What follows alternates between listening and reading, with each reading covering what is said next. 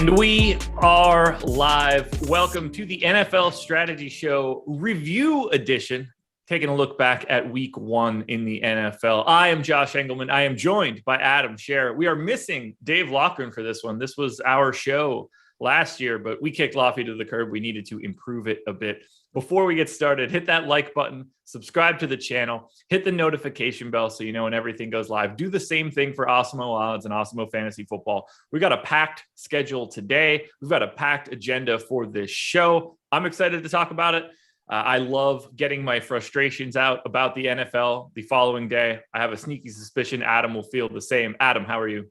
I'm good. I actually don't have too much to complain about after yesterday. I felt fortunate to overall come out a little bit ahead on the day, which is always nice. So, yeah, I don't have a whole lot to complain about. Even like on the main slate where I lost, in tournaments and stuff, there wasn't anything where like I felt like I ran really bad. I just didn't have the best lineup.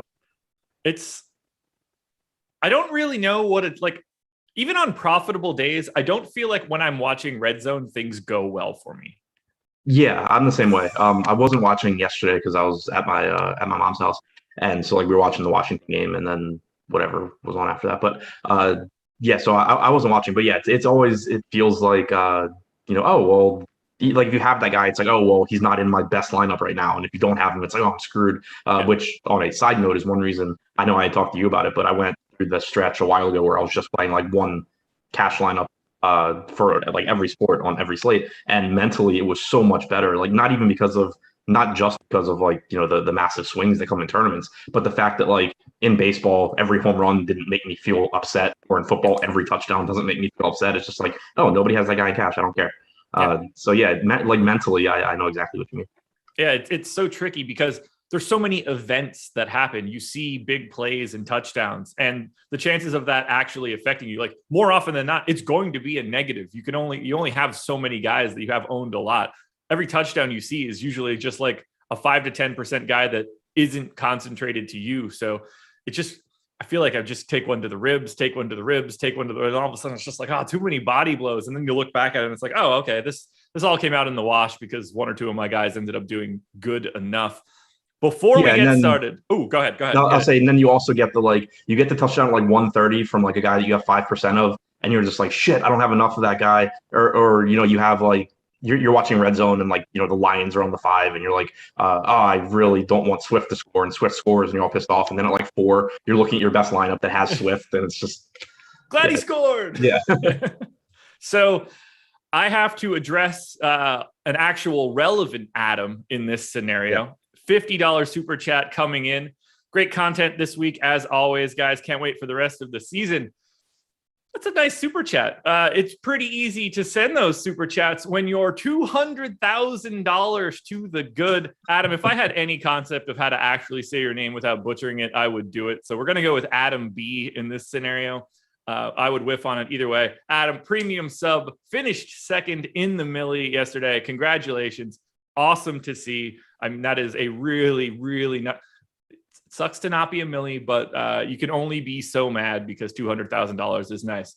The recommendation right now, same thing I would tell everybody. 1, set aside a decent chunk of that for taxes because you're going to have to pay it. Or 2, I would let Adam follow up for this one. You still have plenty of time in 2021 to dump some of that back and lessen your tax burden. Yeah, it's not hard at all to lose the amount of money in the next 3 months. So yeah, if you don't want to give it to the government, just up your stakes and start running bad. That has always worked really well for me. Yeah, really awesome to see, though. It's really cool to see subs pull down major money. I mean, that really changes the game up. So it's great to see.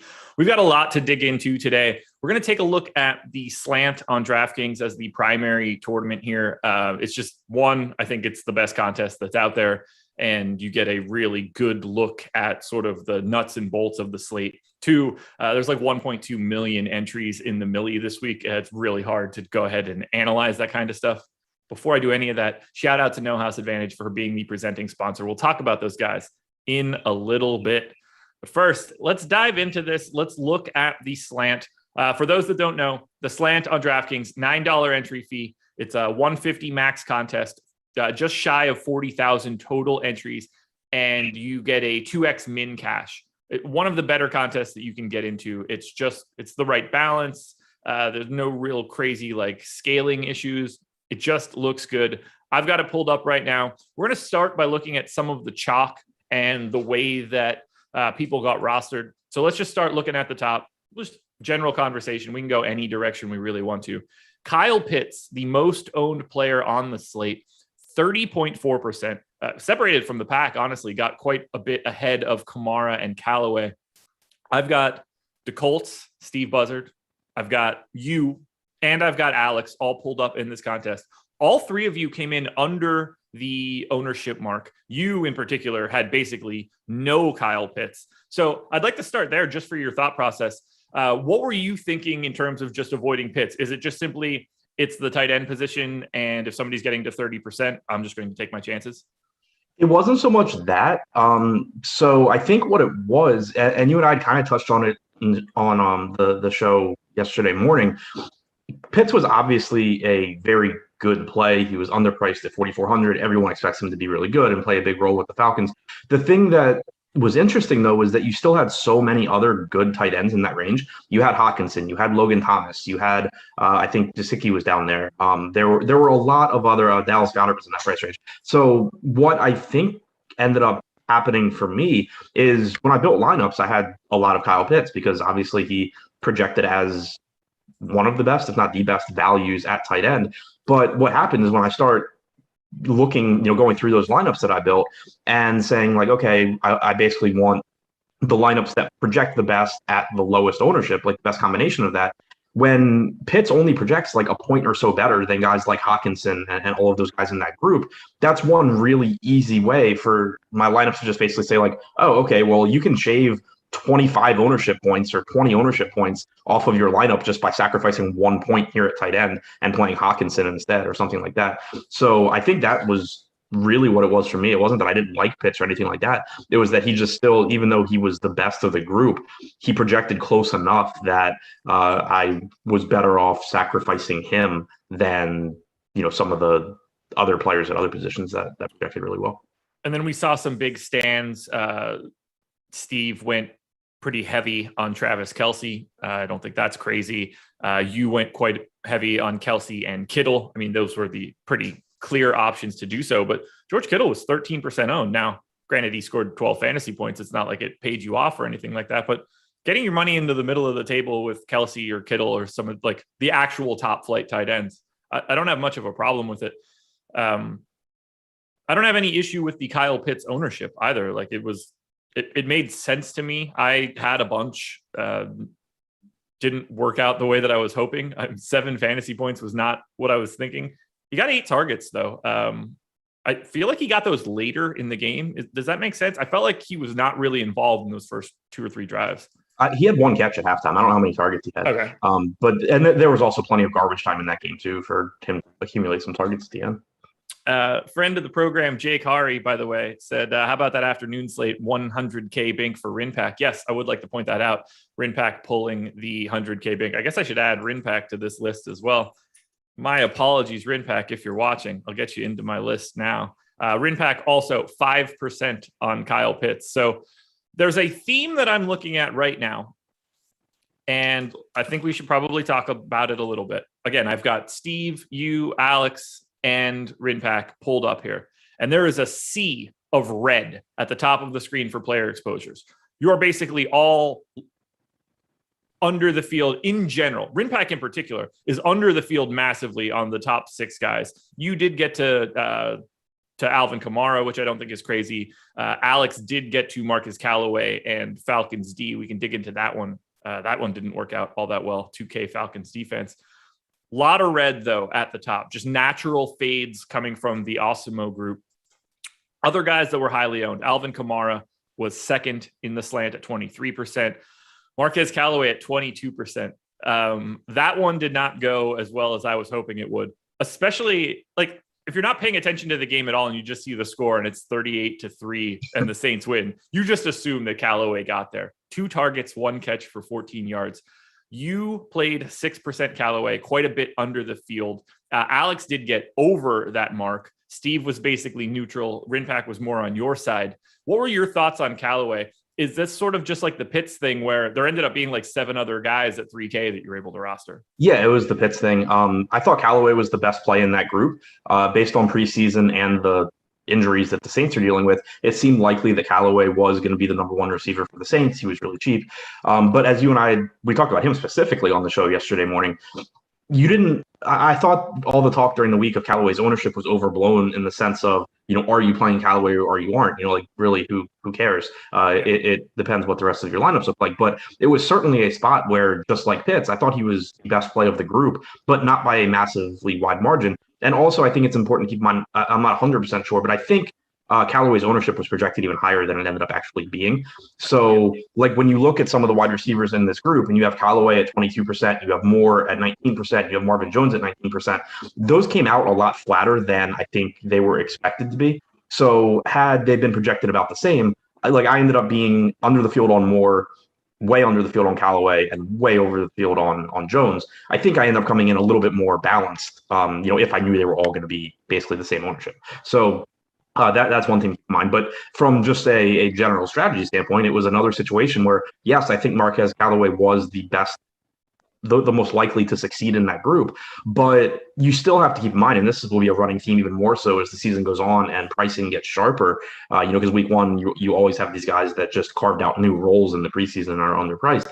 But there's still a difference between these guys like Callaway and Moore, where you're saying, okay, I think they're going to play a big role in this offense, but there's like 100 different ways this can still go where I'm wrong, compared to the guys, at the top, where it's just like, the Panthers are never going to come out and say, we're not using Christian McCaffrey this week, or, the Chiefs saying we're not using Travis Kelce this week. That's not going to happen. So it's still, and, you'll just typically see it. When you have these cheap plays, yeah, they project really well. They are good plays. There's still a lot of volatility there. And it's just one spot where I think that normally I end up being contrarian, because even though Callaway projects better, again, it was like I can build the same lineup, get a very similar projection from Marvin Jones or Moore or whoever, and be under the field. And then also one other thing that ended up happening for me, and we'll talk about this at some point. I ended up with a lot of Mike Davis at running back, and he was $5,400. So that was another thing where it made it so I didn't necessarily need quite as much of those cheap receivers anyway. You weren't the only one that got to Mike Davis. The Colts, Steve Buzzard, 65% as well. So you guys were in the same sort of boat there. Rinpack and Alex on the opposite side, under-owned for Mike Davis. I'd touch on Raheem Mostert, but there's not really much to say. Injured pretty quickly. Ownership got the bump, ended up 5th.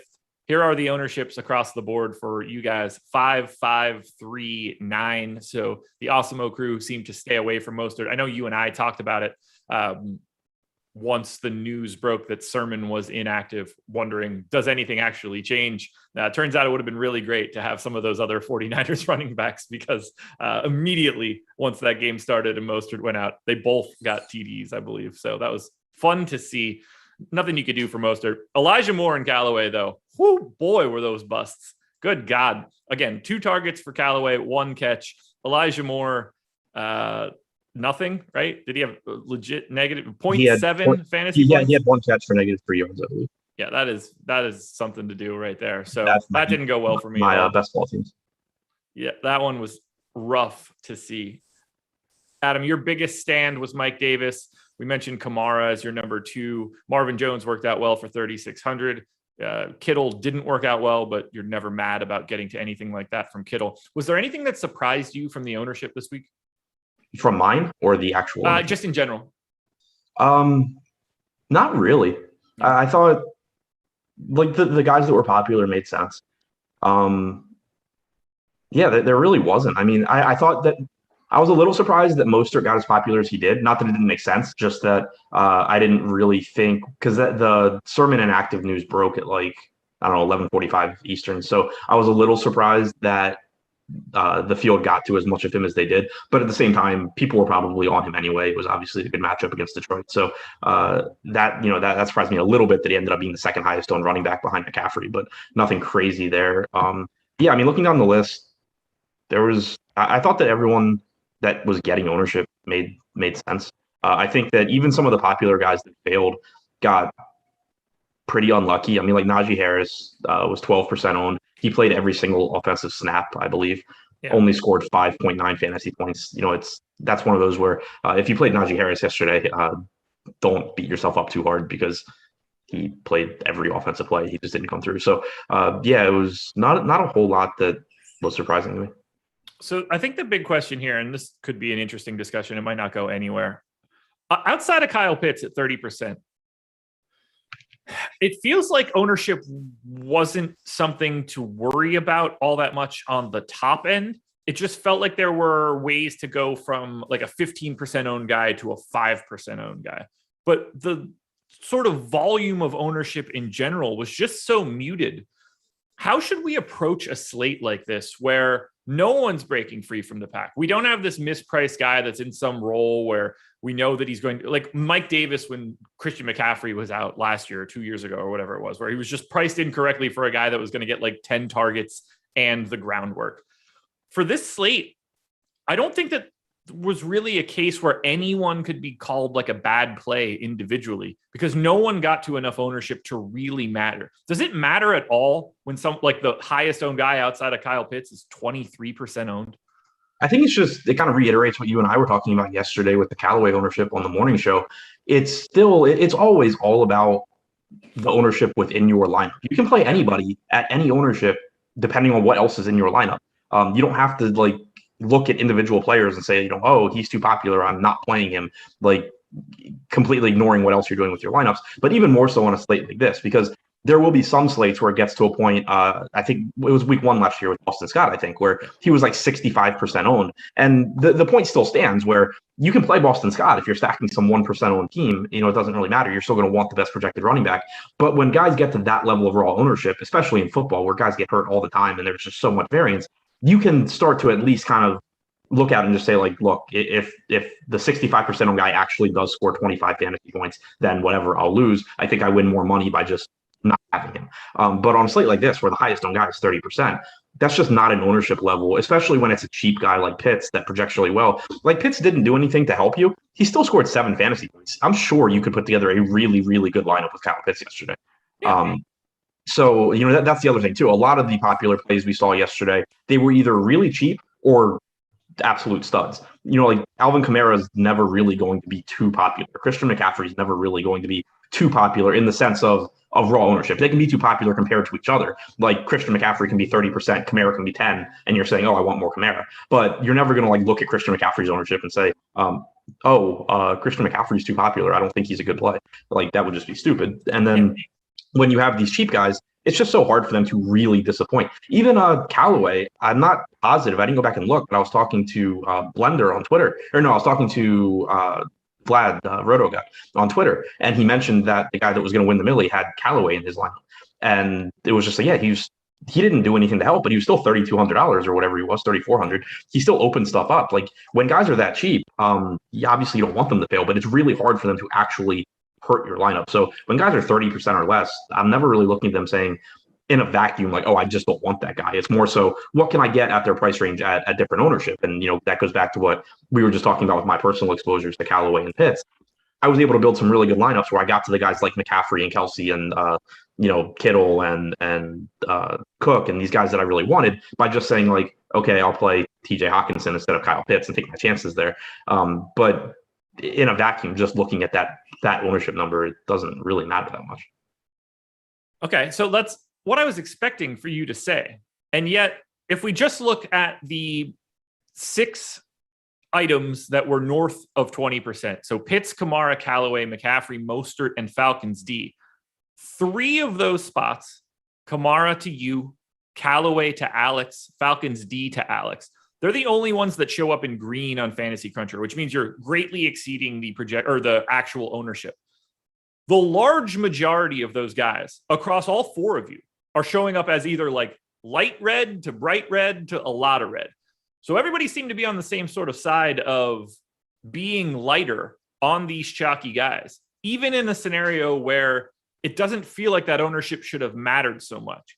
So is this a case, and I think that it is, where we need to really be paying attention, not just to these individual ownership plays, because all of these guys were fine, it's the relationship between this ownership in similar salary tiers for these guys. So it's not so much that Callaway was the problem. It was that you could get more Elijah Moore and Marvin Jones, if you want to say T. Higgins at 4,700, similar sort of thought process there. From running backs, if it's not Kamara and it's not Christian McCaffrey for you, you can very easily go to Dalvin Cook or Derrick Henry, things that didn't necessarily work out, at least for Henry.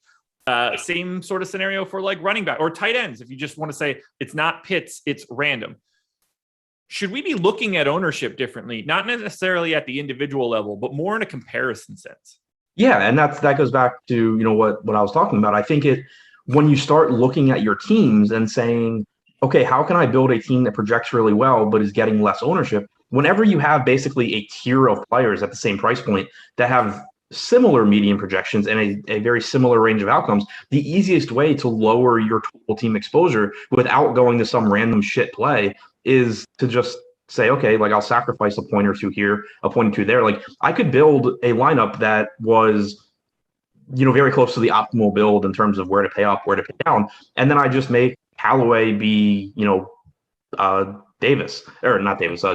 Make Callaway be Jones, make Pitts be Hawkinson. And I've just knocked off, 30 points of projected ownership. So the ownership that the personal ownerships for like me and Alex and Steve and Rinpack would be a lot different, I think, at the top if this were a slate where Kyle Pitts were 4,400, Hawkinson was 6K, Gesicki was 6K. Like if Pitts was just like the only guy in that range that projected the way he did, I think you would see, we all just kind of jammed in Kyle Pitts and said, okay, whatever, he's 30% owned. We can pivot on some receivers. We can pivot on some running backs, but this is the very clear best tight end value. Pitts was the best tight end value, but it wasn't by a wide margin at all. So it just ended up being very, very, very easy to say, yeah, okay, I'll just shave off the ownership here. I'll shave off the ownership there, as opposed to saying like, oh, I'm going to not roster Christian McCaffrey because I need to save ownership somewhere and I can't find a spot. It was just easy to say, yeah, okay, there's, this is still a guy making his first first NFL, first professional start, first major league start. And who the hell knows what it's going to look like? He's probably going to be good long term, even if for a fact, like if you're looking back, 10 years in the future, and Kyle Pitts is like a Hall of Fame talent, that still doesn't mean he had a good game any one particular time. Like you can know for a fact Kyle Pitts is going to be great, and he still has the same range of outcomes in any one game as guys like Hawkinson. So it really has to do with it. Whenever a position and price point breaks down into a tier where you just have a bunch of different options, you're typically, because when you're playing tournaments, you should be thinking from like a probabilistic standpoint and thinking in terms of range of outcomes and being willing to sacrifice a point or two of median projection, knowing that in a one game sample, it really doesn't mean all that much. You should just expect to kind of be not getting the most popular guy a lot of the time. Really interesting slate. I'm really glad that we're able to dig into it because I find the ownership just to be fascinating given how minuscule it really was at the top. It's going to look so much different in future weeks, particularly once we get into bye weeks and the numbers can just simply be higher by default. Anything else you want to touch on from an ownership perspective, just on any individuals, like guys that you were on that ended up being higher owned or less owned? Like anything that just caught your eye? I mean, I guess I'll briefly touch on my ridiculous amount of Mike Davis.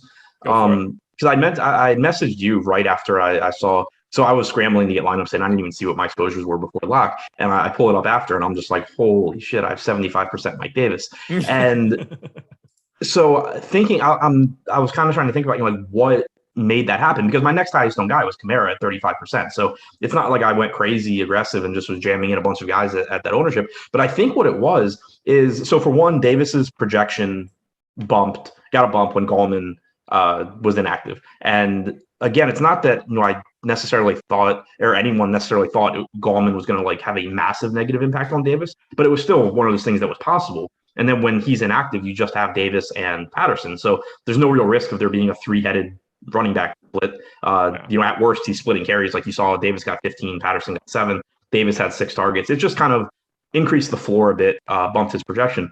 But also, I think what it was is the Falcons were in a good spot, supposedly.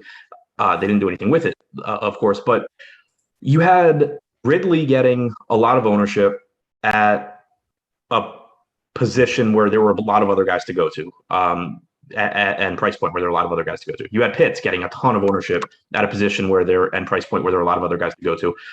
The Falcons as a team projected very well. I think kind of what it was not only did Davis project as a good play at reasonable ownership for me, but then once I started sort of saying, okay, well, I'm getting away from Pitts and going to, these other tight ends and getting away from Ridley a little bit and going to other receivers, it was just like, oh, well, now the Davis teams are getting bumped up even more because, I didn't have teams that had Davis plus Ridley unless they, or at all. I didn't. Yeah. So it was kind of like, okay, once I kick those teams off, it's bumping the Davis teams. So I think that contributed to it as well. Like if I had not been as underweight on Pitts and Ridley, I would have not had as much Davis. But that one was just weird to me because he projected well, but it wasn't like he projected wildly different than guys like Mostert or Mixon or anyone else in that price range. So that one was interesting to me, but I think that's pretty much what it was.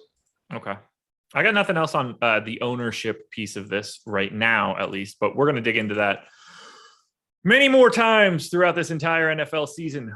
Schedule for the rest of the day. Buckle up, everybody. Here we go. 1 p.m. Eastern on the Awesemo Odds channel. We've got the Awesemo Betting Show with Eitan and Ben. Then at 2 o'clock on the Fantasy Football channel, that's Awesemo Fantasy Football. It's the Awesemo Fantasy Football Show. We're going to be looking a little bit more season long. That's at 2, Eitan, Laffy, and Ben. So Eitan and Ben pulling double duty there. They get to tag Laffy in for the second one. At 3 o'clock on this channel, it's the Yahoo NFL Show with Greg and Eric.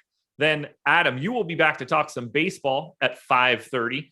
At 6:30, it's back to football again, NFL Deeper Dive with Laffy and Matt Savoca. And then it leads into NFL Live Before Lock for Monday Night Football, Eric and Matt Kajeski. Plus, free content. Our Showdown rankings are free today, and our MLB main slate ownership is free. You cannot beat it. Tons of shows, all free on our YouTube channels, plus some free content. We've got 250 plus people in here, only 51 likes. That ratio is not nearly enough. You guys had like a 50% ratio on our Live Before Lock stream yesterday. Maybe, just maybe we could do that again here. So hit that thumbs up if you can. Now, let's talk a little bit about just what some of the best plays on the slate were, just from a straight raw points / value options, either direction. The highest score on the slate, do you know who it was? Debo? Would be Tyreek Hill, 40.1 fantasy points, 15 targets, 11 catches for 197 and a touchdown. And got 4 rushing yards, so 200 total yards. No surprises, right? No, it's kind of just one of those where Kansas City's going to be Kansas City. I mean, he's obviously really, really good. He's got a great quarterback. He's always a little bit more difficult to trust at his price point than other guys because he doesn't have to get the workload. Like, I mean, obviously yesterday, Devontae Adams was a huge bust as well, but typically Adams is going to get his, Ridley's going to get his, Diggs going to get his. I guess all those guys kind of sucked yesterday, but you can typically rely on those guys, sort of to be heavily targeted every game. Whereas you have games where, Kelsey just is the guy and he'll kind of is relatively disappointing, but the ceiling for him just makes it so he has to be that expensive as well. So he's always one that's interesting to me in tournaments because it's like from a medium projection standpoint, he's typically not going to be the best in that group, but he also it's not surprising at all when he does what he did. By the way, for those that remember it, the Kansas City Chiefs were the unquestioned top stack in our top stack tool. Wasn't particularly close. Tyreek Hill was the highest scoring player on the slate. Pat Mahomes was number 2. So the Pat Mahomes, Tyreek Hill stack, I think went ahead and ended up being the top stack that you were able to get to yesterday. Hopefully you were filling that out with Marvin Jones and not with Elijah Moore or Marcus Callaway. But hopefully you were playing it at all because I didn't. You did not. DeColts did not. Alex did not. You know who did? That would be Rinpack. 39% Mahomes, 23% Tyreek Hill. And that's not the worst way in the world to set up your lineups when you have that much of the top 2 scorers. And I assume those Hill and Mahomes, most of that Hill had Mahomes with it. So good to know there. Debo Samuel at 2.5% ownership was the number 3 scorer overall.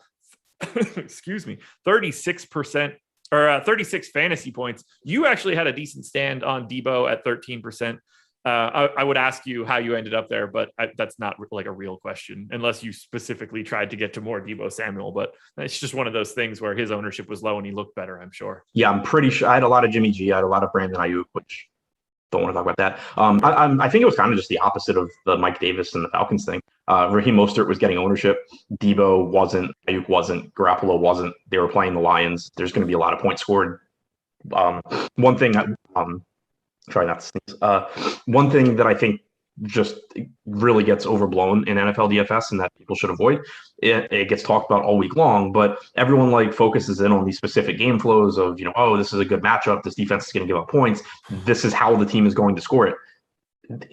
It's not like, yeah, it's a possibility that Mostert goes nuts. I mean, we saw Mitchell score. We saw Hardy score. I'm not saying Mostert was a bad play, but when you have a team against a bad defense, it's just a good idea to play their players in general. You don't have to pick a position that's going to score all the touchdowns. So just a good strategy in general. If you have, you have the Falcons against the Eagles, you think there's going to be a lot of points. Everyone's playing Ridley and Pitts, play some Davis. If you have the Niners, everyone's playing Mostert, play some Debo, play some preferably a wide receiver that's going to play some snaps instead of Ayuk. But, Kittle also, just there were going to be points for the Niners. The passing game was projected to be low owned, so I played a lot of that. Should this be something that we're doing in general? This is going to be like another theory question. You just kind of alluded to some of these things, and I guess maybe we could talk through how you would want to do it.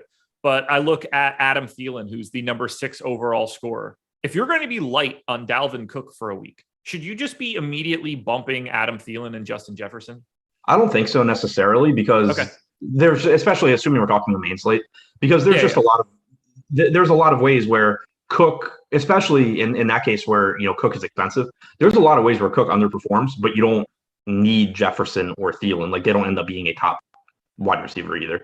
Whether it's the Vikings fail or the other receivers do better. It's not, if Cook has a below average game, there's a decent chance that it's because Thielen scored an extra touchdown or something. But there's also times where it's just like, the offense was shit. And so Thielen was bad, Jefferson was bad. But the biggest thing for me is just that there's so many other options that I don't think you necessarily need to, you don't need to necessarily look at, like one spot and it's like, oh, I don't have Cook, I should play Thielen, or I don't have McCaffrey, I should play Moore or something like that. Just because, there's so many ways to go. But I do think that you just, like, for me at least, like, I'll naturally just end up a lot of times, if I am underweight on a popular player, if it's a popular player that, especially if it's a popular player that's popular because he's in a good matchup, I'll typically just naturally end up overweight on some of their lower owned teammates because the matchup's the same. They're just a little bit less likely to be the guy. Yeah, I think I mildly disagree. At least for guys like Dalvin Cook, for example, where he's at a salary where you need a very specific outcome from, you don't need a specific outcome from Dalvin Cook, but like there's no, he doesn't ever become like a value option. You're right. Rostering Dalvin Cook for a big number. And could it be similar to taking offenses in other lineups against like highly owned pitchers where, because you don't have Dalvin Cook in that lineup, there's additional value to, and like, I'm not just saying to pick random wide receivers, right? Obviously like Adam Thielen, Justin Jefferson, these are guys that you're happy to get to just in general. Could there be utility there as sort of like a reverse correlation? I think it's more analogous to NBA. Like, you would never set a rule saying, if I don't have LeBron James, play more Anthony Davis. Like, because there's a good, like, there's a chance that if the Lakers do well and LeBron James doesn't score a bunch of points, there's a really good chance Anthony Davis had a good game. But they're both expensive enough where there's also just going to be a lot of times where LeBron James has a good game, but not good enough to be the best option at his price point. Anthony Davis also has a good game, but not good enough to be the best option at his price point either. I think it's kind of more analogous to that, where you're just going to get games where it's like, Dalvin Cook scored 17 points. I wish I didn't play Dalvin Cook, but that doesn't like push points to Adam Thielen either.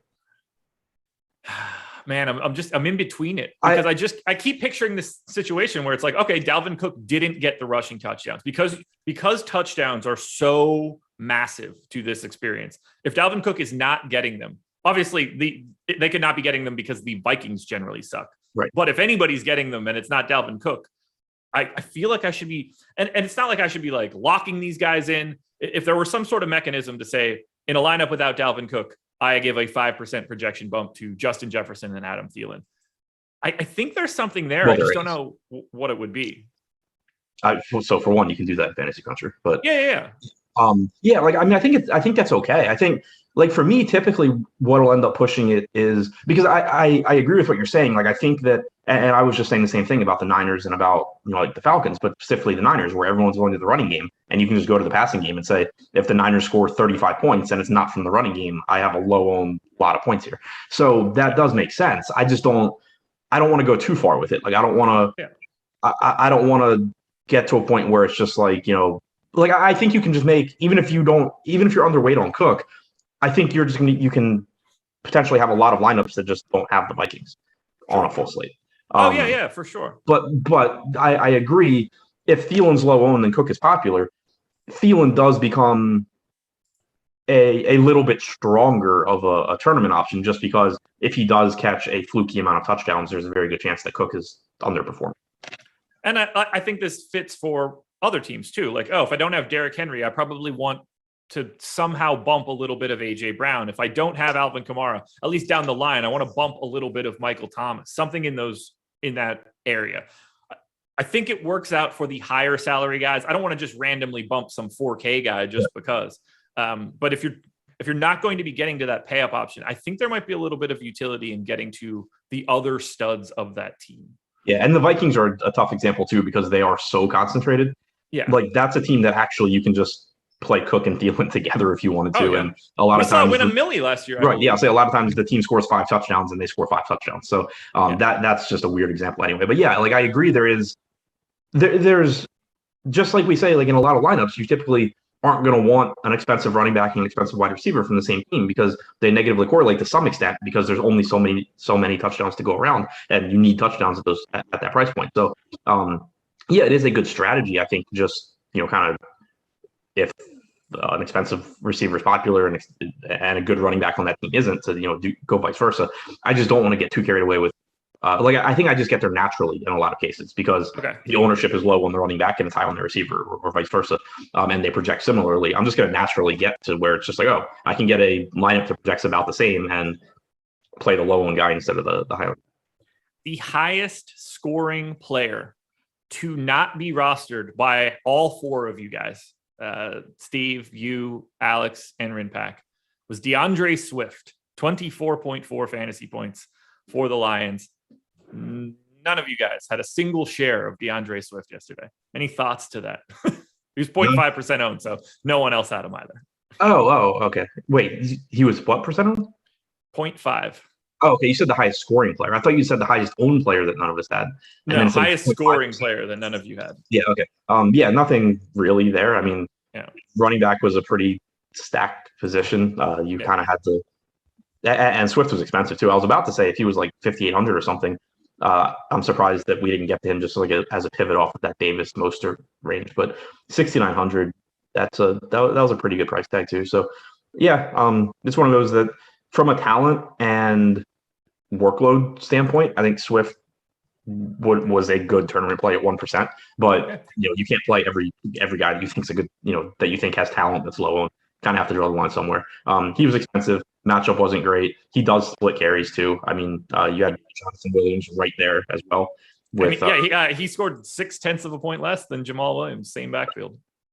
Yeah. So nothing crazy there. DeAndre Swift scoring points isn't surprising. Not really upset that I didn't have any either. I have a couple of other guys that I think are good tournament players pulled up. They also didn't have DeAndre Swift.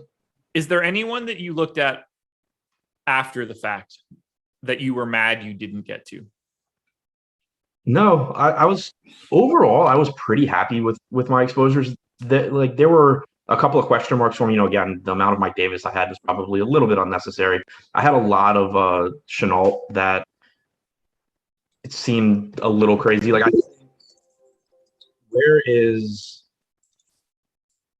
So I had a lot of Chenault. I had a lot of Jones. I'm trying to see. I hadn't looked until just now when I was looking through this, but do you know how much DJ Chark I had? I can tell you in a second. You had exactly. I was just going to say you had 0.7%. Yeah, so that's one where ideally I probably instead of having 25% Vishka, 30% Jones and no Chark, I probably balance that out a little bit if I'm going heavy on the Jags passing game. Yeah. But Yeah, there weren't really. I mean, and like obviously I wish I'd had more of Kansas City, but it's not like that was.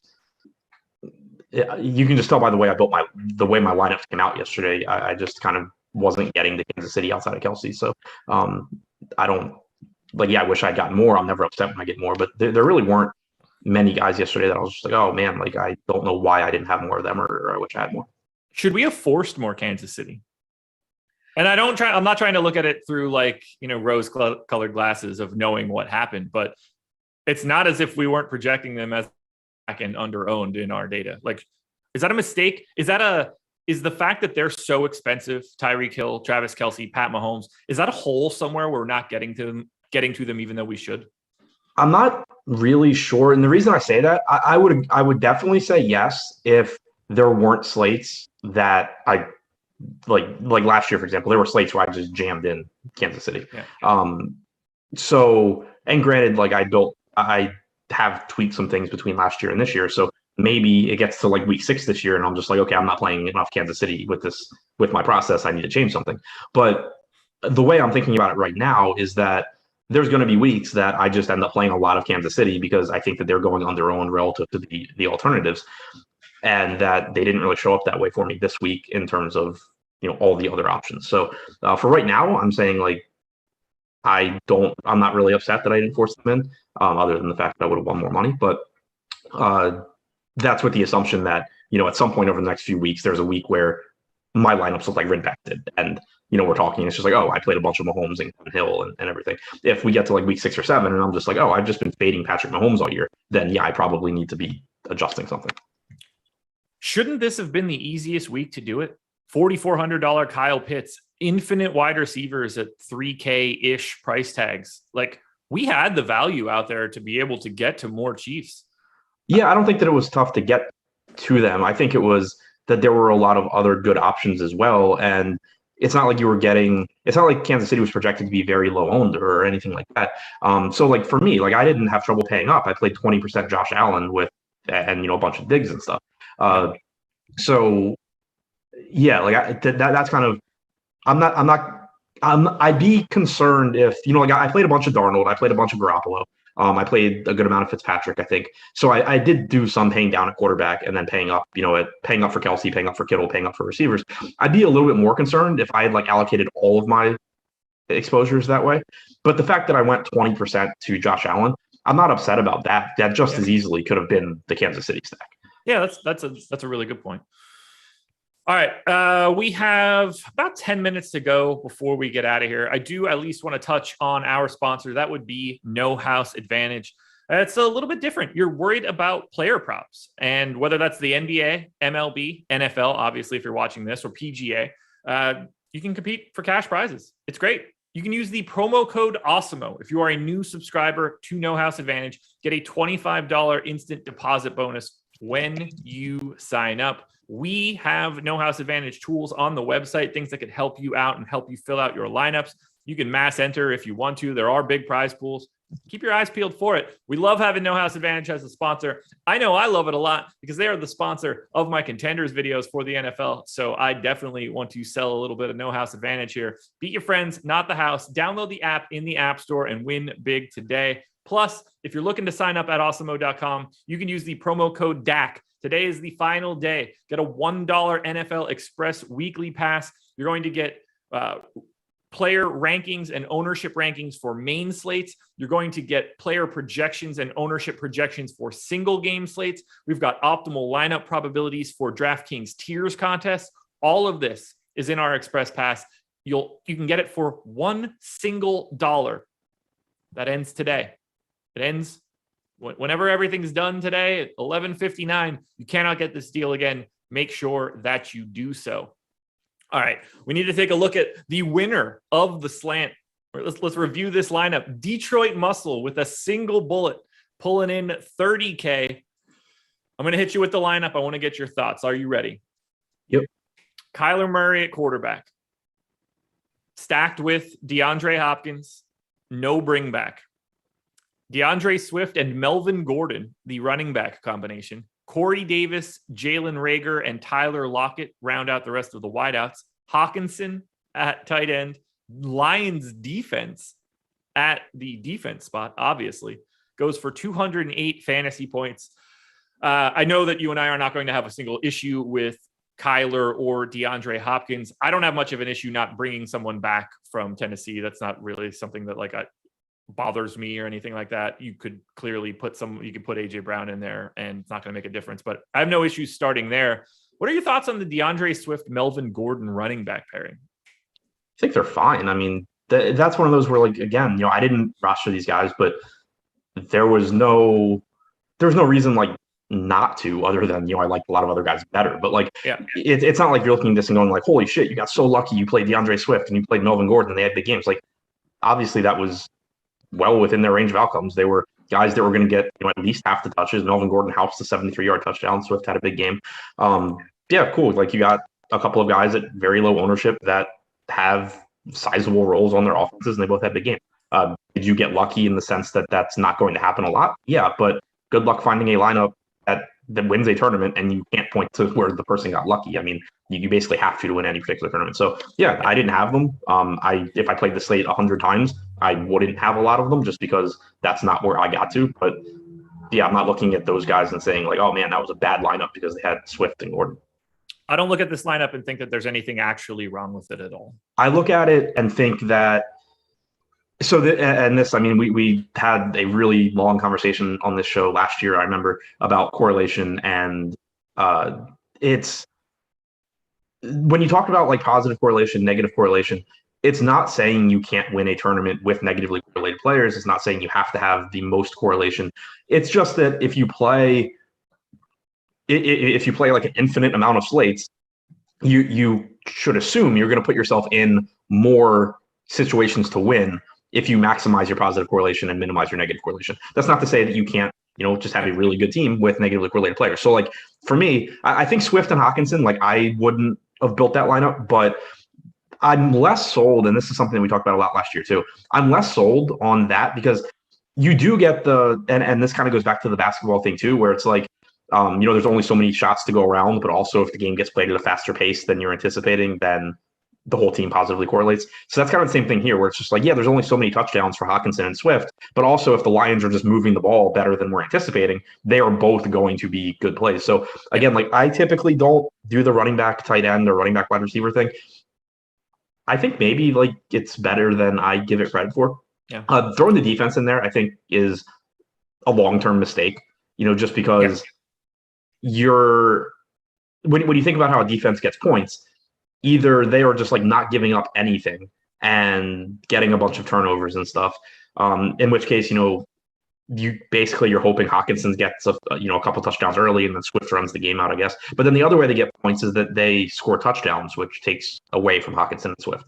So throwing the defense in there is the part that I have more of an issue with. But again, it's such a small thing where it's not making your lineup like drastically less likely to win. It's just making it a little bit less likely. And if you're, you should obviously be trying to not do that. But there's nothing here where I'm looking at it and just going like, oh man, that was a bad lineup or anything like that. There's a couple of things I wouldn't have done, but whatever. And as far as the run back goes, it's the same thing. I don't feel super strongly that you always need a run back. I typically have one just because I think that it makes my lineup slightly stronger, and that over the course of a season or 5 seasons or whatever, I would rather just be trying to play like the strongest lineups together I can. But yeah, I mean, if you don't want to do that, I don't think like it's bad. I think it's slightly worse, but who cares?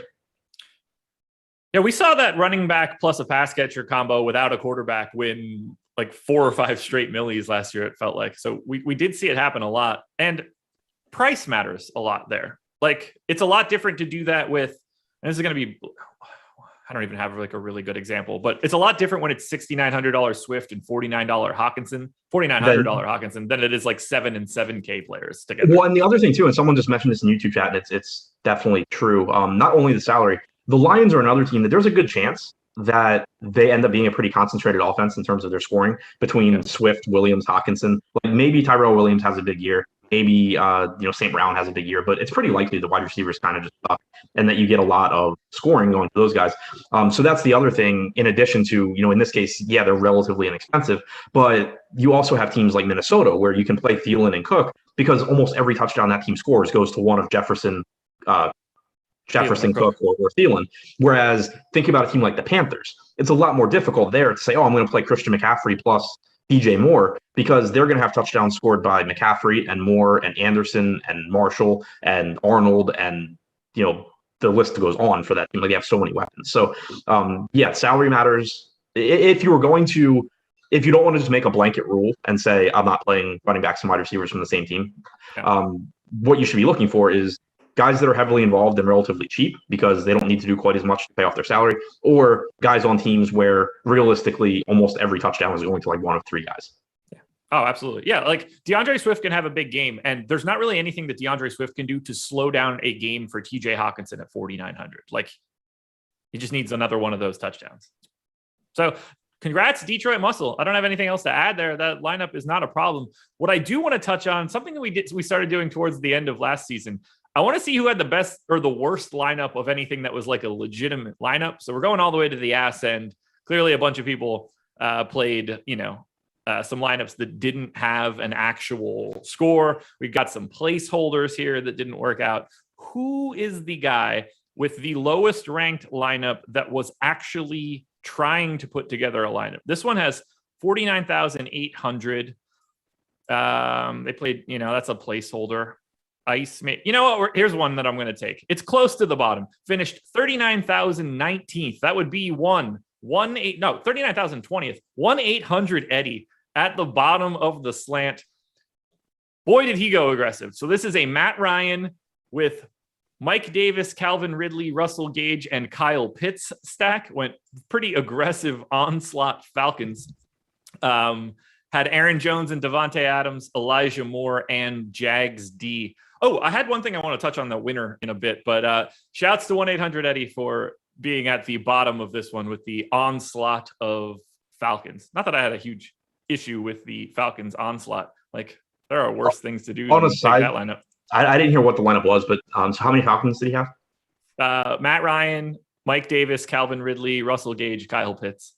I think that's worth noting. So that's another one where it's like, yeah, obviously that's not an optimal roster construction, but that is one way that you can also beat ownership, and be contrarian. If you want like a slate like this where Davis is popular, Ridley's popular, Pitts is popular, nobody's building a lineup like that though. So instead, that's one way around it, is instead of saying like, okay, well, like in my case, I played a bunch of Davis and I didn't play Ridley and I didn't play Pitts.